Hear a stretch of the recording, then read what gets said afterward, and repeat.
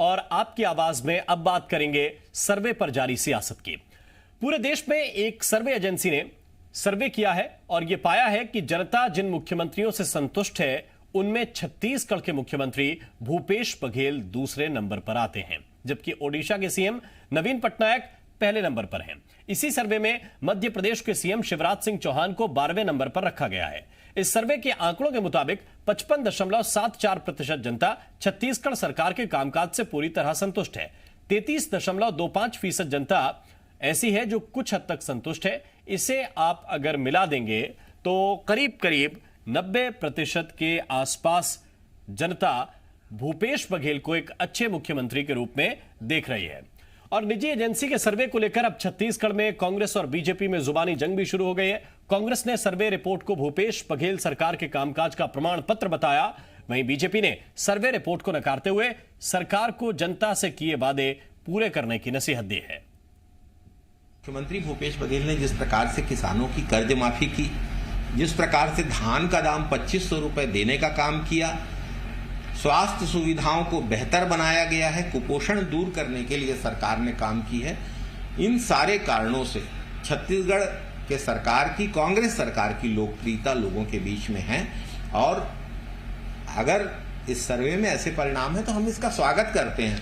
ये तो मुख्यमंत्री जी के कार्यों का एक प्रमाण पत्र इसे माना जा सकता है। आखिर ऐसे कौन से अंक और कौन से परफॉर्मेंस है जिसके आधार पर इस तरह की चीजें आ रही हैं? मुझे लगता है ये कहीं ना कहीं संदेह को जन्म देता है। लेकिन हमारी शुभकामनाएं हमेशा है कि सरकार आगे बढ़े, कहीं आपत्ति नहीं है। जो वादे उन्होंने किए हैं सरकार में आने के लिए, क्योंकि ये कांग्रेस पार्टी जो थी वो 15 वर्षों तक सरकार में नहीं थी, लेकिन 15 वर्षों के बाद सरकार में आने के लिए इन्होंने तमाम प्रकार के वादे किए हैं। उन वादों को इस सरकार को पूरे करने की आवश्यकता है। और इसी पर चर्चा करने के लिए एक बहुत खास पैनल हमारे साथ जुड़ा हुआ है। भारतीय जनता पार्टी के प्रदेश प्रवक्ता संजय श्रीवास्तव इस वक्त हमारे साथ सीधे जुड़े हुए हैं। कांग्रेस की ओर से राजेंद्र तिवारी जी, वरिष्ठ नेता है कांग्रेस पार्टी के, राजेंद्र तिवारी जी का बहुत स्वागत। और देवेश तिवारी हमारे सहयोगी इस वक्त रायपुर स्टूडियो से हमारे साथ हैं, बहुत स्वागत देवेश आपका भी। सबसे पहले संजय जी, प्रश्न आपसे ही है कि जो सर्वे आया है उसमें भूपेश बघेल को जनता मान रही है कि उनसे संतुष्ट है। आधी से ज्यादा जनता प्रदेश की 55% के आसपास मानती है कि वो पूरी तरह संतुष्ट है। 33% जनता ऐसी है जो वो कहती है कुछ हद तक संतुष्ट है। लेकिन एक ओवरऑल पिक्चर ये है कि बहुमत से जनता ये मान रही है कि पूरे देश में जितने मुख्यमंत्री हैं उसमें दूसरे नंबर पर भूपेश बघेल हैं। आपको लगता है कि काम इतना अच्छा हो रहा है प्रदेश में? देखिए राम मोहन शर्मा जी, आज का दिन सबसे पहले तो यदि कोई रिपोर्ट्स आई, सर्वे रिपोर्ट्स आई और यदि उसमें कोई अच्छा स्थान प्राप्त किया है यहाँ की सरकार ने और भूपेश बघेल जी ने, तो उनको मैं बधाई देता हूं।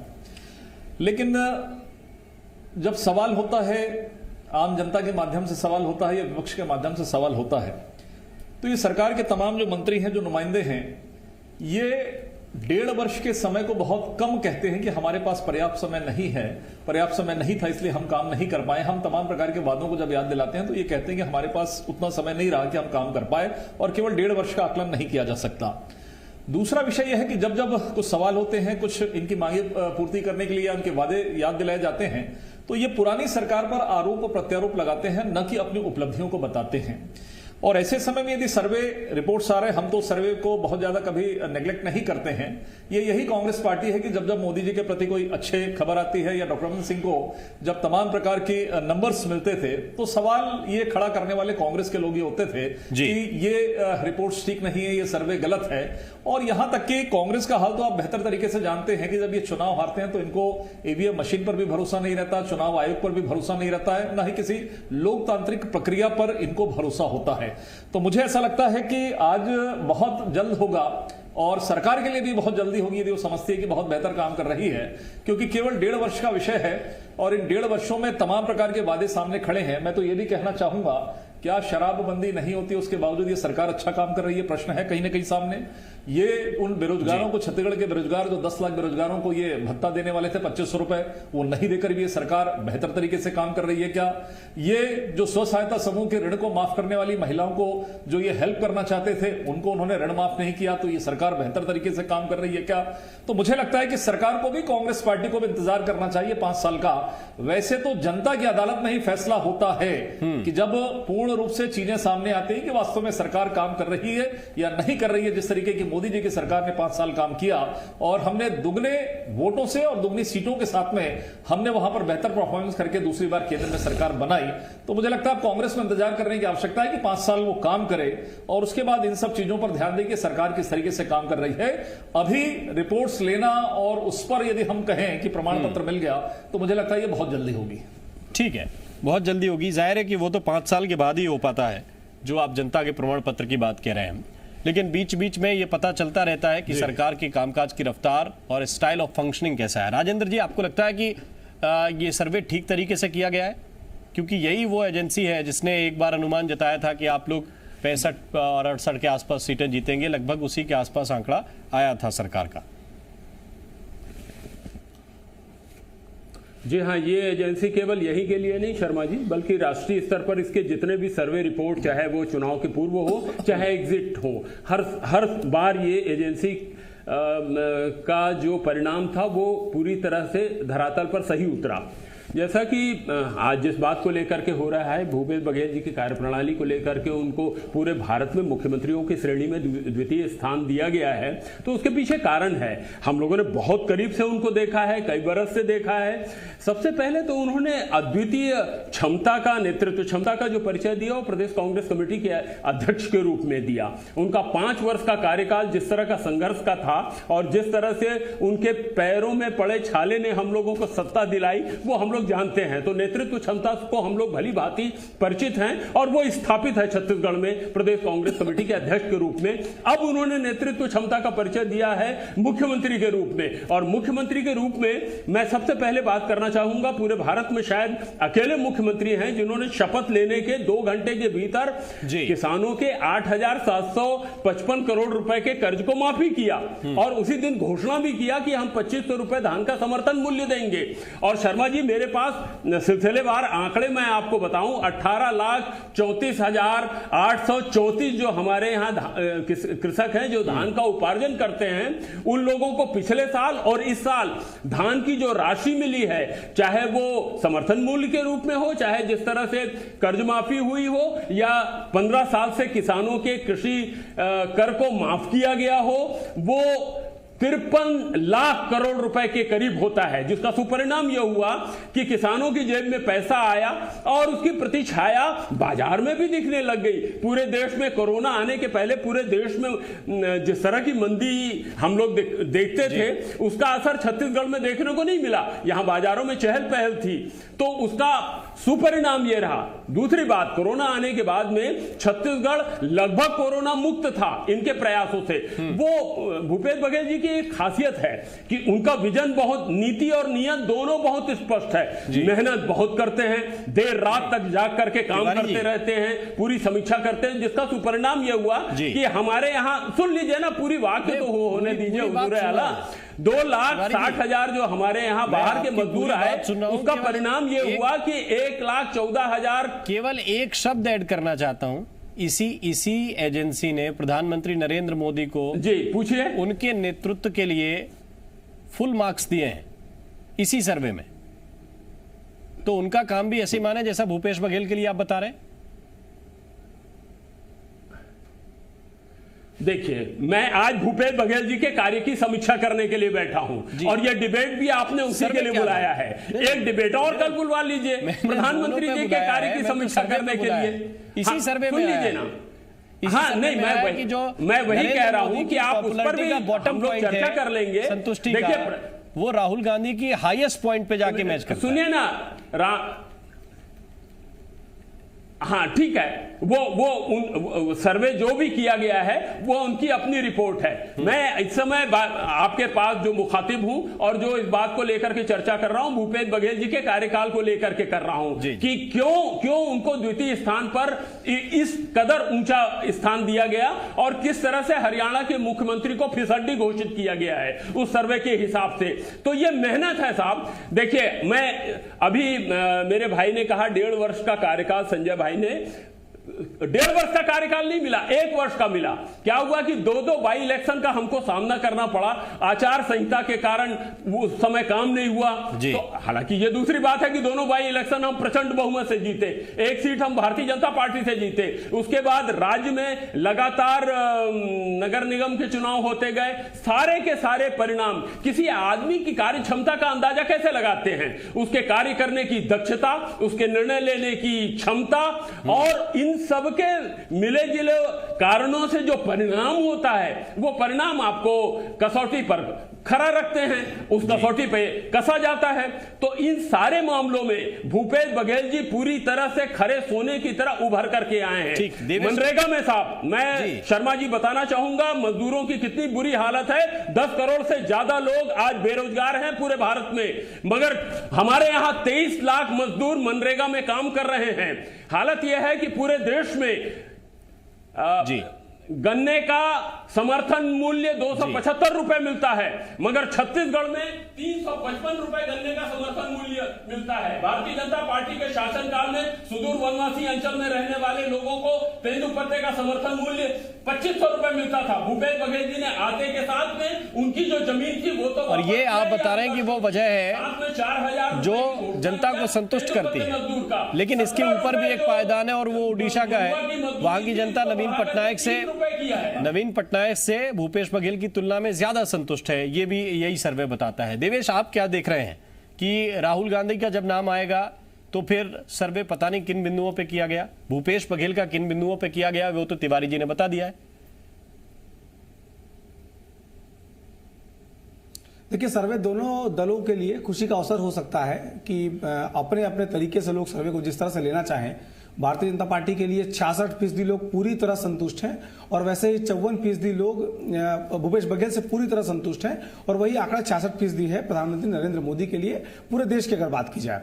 छत्तीसगढ़ समेत बहुत सारे राज्य ऐसे हैं जहां पर गैर भाजपा शासित राज्य हैं और उनका नंबर काफी अच्छा आया है। और इस सर्वे के आधार पर जो सर्वे प्रधानमंत्री नरेंद्र मोदी को सबसे बेहतर बताता है, संतुष्ट बताता है, वही गैर भाजपा शासित मुख्यमंत्रियों को बेहतर बताता है। तो बीजेपी के लिए चिंतन का विषय भी हो सकता है कि प्रधानमंत्री के चेहरे पर तो चुनाव लोकसभा लड़ा गया था और उसके बहुत अच्छे परिणाम भी आए थे, लेकिन जो विधानसभा के चुनाव हैं, जिन चेहरों पर राज्यों में चुनाव लड़ा गया, बहुत जगह पर हार का सामना करना पड़ा, बहुत जगह हारने के बाद भी सरकारें बनने में कामयाब रही।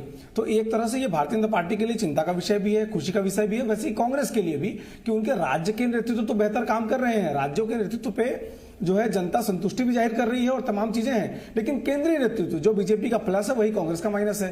कांग्रेस का जो केंद्रीय नेतृत्व है उसके लिए अब तक जो देश का जनमानस है उसको भरोसा नहीं हो पाया है। यही वजह है कि राहुल गांधी काफी पीछे नजर आते हैं। अपने कई राज्यों के मुख्यमंत्री से भी राहुल गांधी को पसंद करने का जो पैमाना है, हालांकि ये बात और हो सकती है कि बाकी राज्यों के मुख्यमंत्री परफॉर्मर स्थिति में, राहुल गांधी को अब तक परफॉर्मेंस करने का मौका नहीं मिला है। उनकी गणना जो है एक नेता के तौर पर हो रही है, न कि किसी प्रधानमंत्री या मुख्यमंत्री या संवैधानिक पद के तौर पर हो रही है। जी बिल्कुल, गणना नेता के तौर पर हो रही है, लेकिन उस नेता में एक वो चार्म क्या जनता को नजर आ रहा है कि उसको संभावित अपना नेता चुनते हुए, या केंद्रीय नेतृत्व में कोई ऐसा नजर आ रहा है कांग्रेस के कि जिसको संभावित प्रधानमंत्री के तौर पर प्रोजेक्ट जनता की नजर में किया जा सके? ये भी बहुत बड़ा बिंदु है इस वक्त। लेकिन संजय जी, ये प्रश्न तो है कि आपने मध्य प्रदेश गंवाया था, छत्तीसगढ़ भी गंवाया, राजस्थान भी आपके हाथ से फिसला था, महाराष्ट्र भी फिसल गया, तो कहीं ना कहीं प्रदेशों में नेतृत्व की कमी या चूक या संगठन की दिक्कत जो भी है, चूक तो रही है बीजेपी।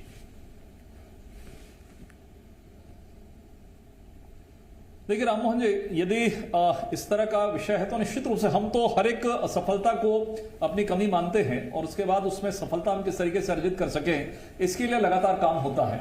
लेकिन इस सामान्य तौर पर हम बातचीत करें तो वो स्थिति नहीं है। देखिए, चाहे मध्य प्रदेश की बात करें, छत्तीसगढ़ की बात करें, लगातार 3 बार हमने यहां पर सरकार बनाई और कांग्रेस को सत्ता प्राप्त करने के लिए तमाम प्रकार के ऐसे वादे जो शायद वो पूरा नहीं कर पा रही है, ना कर पाए, ऐसे वादों का सहारा लेना पड़ा। और 15 साल इनको लग गया, चाहे मध्य प्रदेश की बात करें, चाहे हम छत्तीसगढ़ की बात करें। मध्य प्रदेश में तो वो बहुमत भी प्राप्त नहीं कर पाई कांग्रेस ने। तो कुल मिलाकर बीजेपी ठीक है, हम लगातार सत्ता के लिए हम सत्ता में काम करते हैं, संगठन में काम करते हैं, ये हमारी सतत प्रक्रिया है कि निश्चित रूप से हमको काम करने की आवश्यकता है। आज यदि हमारे में कमी है छत्तीसगढ़ में है, तो निश्चित रूप से हमको ज्यादा काम करने की आवश्यकता है। लेकिन आज जिस विषय पर चर्चा हो रही है, मुझे ऐसा लगता है जिस बात को मैंने प्रारंभ किया था, शायद राजेंद्र तिवारी जी ने उस बात को एक्सेप्ट भी नहीं किया कि शायद इसी तरह का दोहरा वातावरण जो रहता है, दोहरा जो सोच है, ये शायद तकलीफ का एक कारण है कि आज हमने तो केंद्रीय जो शासन है और केंद्र की जो हमारी सरकार है, वो तो जनता की अदालत पर भी निकल कर आई है दूसरी बार चुनाव लड़कर 5 साल के कार्यकाल के आधार पर, 5 साल की समीक्षा के आधार पर। ये तो छत्तीसगढ़ की सरकार है, काम करे, हमें आपत्ति नहीं, आज भी हमारी शुभकामनाएं हैं। लेकिन आज इनकी तो पहली परीक्षा 5 साल के बाद होनी है कि वास्तव में जनता की अदालत में ये कहां पर है, कैसे हैं, कहां पर खड़े हैं। लेकिन भारतीय जनता पार्टी जो विपक्ष के नाते, एक सजग विपक्ष के नाते जो हमारी मांग है, मुझे तो ऐसा लगता है कि ठीक है, कहीं पर आपने किसान की बात करी, कहीं पर आपने अब तेंदुपत्ता की बात करी, लेकिन आज यदि पूरे प्रदेश के एक एक जिले और एक एक ब्लॉक और एक एक घरों के अंदर में यदि कोई समस्या सबसे बड़ी है, जो सबसे बड़ा वादा इस सरकार ने किया था शराबबंदी का, जो किस कोई गली अछूती नहीं रह गई है, इस शराबबंदी के मामले पर सरकार एक कदम आगे नहीं बढ़ाना चाहती है। तो मुझे ऐसा लगता है जो सबसे प्रमुख मुद्दा किसानों का मुद्दा है, कितना किया कितना नहीं किया उस पर मैं आज नहीं जाना चाहता कि इनको किश्तों में राशि देनी पड़ रही है 2500 रुपए क्विंटल को। 4 किश्त कब मिलेगी ये किसी को नहीं मालूम है, बची 3 किश्त कब मिलेगी, क्योंकि ये भी कहा गया कि जब जरूरत होगी तब हम किसानों को देंगे, अर्थात 2 साल में 3 साल में, ये हमें नहीं मालूम है। लेकिन मुझे ऐसा लगता है कि आज उनका वादा था शराबबंदी की दिशा में। संजय जी, आप भी सामाजिक क्षेत्र में रहते हैं, करने की आवश्यकता है, आप भी सामाजिक क्षेत्र में रहते हैं। शराबबंदी का मुद्दा कहा था कांग्रेस पार्टी ने, लेकिन क्या वाकई समाज आंदोलित है? क्योंकि पीने वाले तो हमारे समाज के लोग हैं ना। अब उन्हीं के पास सर्वे चला गया होगा तो उनके लिए शराबबंदी तो मसला नहीं रह गया, खरीदने वाले तो हमारे समाज के लोग हैं। तो ये राममोहन जी, ये पॉइंट जो आपने, मैं सिर्फ ये कह रहा हूं कि सर्वे किसके पास गया है ये हम नहीं बता सकते। वो अगर पीने वाला है तो शराबबंदी का मुद्दा उसके लिए शून्य है, और नहीं पीने वाले के पास गया है तो उसने माइनस मार्किंग की होगी। नहीं, हम देखिए राममोहन जी, बीजेपी का स्पष्ट मत है कि हम सर्वे पर कहीं सवाल खड़ा नहीं कर रहे हैं, लेकिन जो दिक्कतें आज छत्तीसगढ़ के अंदर में है, जो व्यापक तौर पर है, उस सवाल को हम खड़ा कर रहे हैं। ठीक, हमारी मानसिकता कांग्रेस के जैसे नहीं है कि वो एक शब्द मोदी जी के प्रति यदि अच्छा कह दे, तमाम प्रकार के उनको पुरस्कार प्राप्त हुए, तमाम प्रकार की देश और दुनिया के अंदर में कोरोना से लेकर उनकी तारीफ हुई, लेकिन कांग्रेस का कोई एक नेता तारीफ नहीं किया, बल्कि शब्दों में बात करता है। ठीक सर, ये उनकी सोच हो सकती है, हमारी सोच नहीं है। राजेंद्र जी पॉइंट रख रहे हैं, सरकार काम करे, कहीं दिक्कत नहीं, जनता की अदालत में जाएंगे, बेहतर काम करेंगे तो कांग्रेस को फायदा होगा। लेकिन आज जो मांगे हैं राममोहन जी, वो मांगे निश्चित रूप से पूरी होनी चाहिए। राजेंद्र जी, शर्मा जी, मैं सबसे पहली बात तो यह है कि संजय भाई ने पूरी बात की विचारधारा को शराब की तरफ मोड़ा है। मैं एक बात बताना चाहूंगा, भारतीय जनता पार्टी के 15 साल के शासनकाल में छत्तीसगढ़ ने इतनी प्रगति की कि नंबर 1 पर था यह शराब पीने के मामले में इनके कार्यकाल में। और सबसे पहली बात यह है कि 28 हमारे जो जिले हैं वो 7 राज्यों से घिरे हुए हैं जी, और इस बात की संपूर्ण संभावना रहती है कि वहां शराब की तस्करी हो सके। आप एक दिन में शराबबंदी नहीं कर सकते। हमने शराबबंदी का वायदा किया है, हम शराबबंदी जरूर करेंगे 5 साल में। ऐसा है, भूपेश बघेल जी न शराब पीते हैं, न मैं पीता हूं, न कांग्रेस पार्टी के लगभग सभी नेता नहीं पीते हैं। सबसे पहली बात यह है कि चलने वाले एक मनुज ने हम सबका यूं सम्मान किया है, जैसे साहस के सूरज को धरती ने आकाश दिया है, उस आदमी की प्रशंसा होनी चाहिए। जहां तक प्रधानमंत्री जी की बात है, वो हमारे भी प्रधानमंत्री हैं, मैं उनका भी सम्मान करता हूं। केवल एक बात को लेकर के मतांतर है कि भैया जिस दिन आपने 23 तारीख की रात को 8 बजे, 23 मार्च की रात को 8 बजे आकर के कहा नोटबंदी की तरह कि 12 बजे से अब लॉकडाउन है 21 दिन का, उसी दिन उनको यह निवेदन करना चाहता हूं कि उसी दिन उनको इस बात का भी ब्लूप्रिंट तैयार कर लेना था। समय सीमित है, करोड़ों जो हमारे बड़ी बात इसमें यही है कि जो एजेंसियां वो घर कैसे जाएंगे? सर्वे कर रही हैं, कभी एक छोटा वो बच्चा एक हद तक अपनी माँ ब्लूप्रिंट दे देती हैं। उस पे कभी वो उस पे थोड़ा सा फोकस पार्टियों को करना चाहिए, क्योंकि जो विपक्ष के लोग पहले बीजेपी को बताते थे कि दिक्कत है, वो मानते नहीं थे, और जब दिक्कत सामने आ गई तो वो सीटों में कन्वर्ट हो गई। तो शायद थोड़ा थोड़ा ध्यान देते जाएंगे तो आप लोगों के लिए ही बेहतर होगा। बहुत बहुत शुक्रिया, बहुत बहुत धन्यवाद आप सभी मेहमानों का हमारे साथ इस चर्चा में जुड़ने के लिए। बड़ी बात यही है कि ये सर्वे आया है, अगर इसी तरह से काम बेहतर चलता रहा और काम आगे भी इसी तरह से आगे कंटिन्यू करेंगे तो जाहिर है कि जनता इसी तरह से खुशी जाहिर करेगी। लेकिन अगर कहीं गड़बड़ियां हुई या सर्वे में गड़बड़ी हुई तो फिर पार्टियों को सोचना भी पड़ सकता है। आपकी आवाज में अभी के लिए बस इतना ही।